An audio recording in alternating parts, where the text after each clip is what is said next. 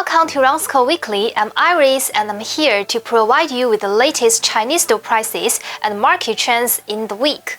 If you're new here, simply make sure to click the subscribe and like buttons right here to stay up with the latest updates. This week, Shanghai Nickel continued the weak market, but last Friday, Shanghai Nickel rebounded strongly, driving nickel prices throughout the week.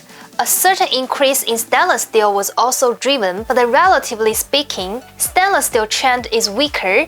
From the macro point of view, the Federal Reserve by raising interest rate by 20 basis points to 4.75% to 5% range. In response to the economic slowdown, Europe and the United States central banks feel a banking crisis, the continuation of the pace of interest rate increase. Although the economic data is still supportive, but the financial sector risks still cannot be ignored. From the perspective of the industry, the core contradiction of the current nickel industry chain mainly lies in the weak demand. The pressure continues to be transmitted upward.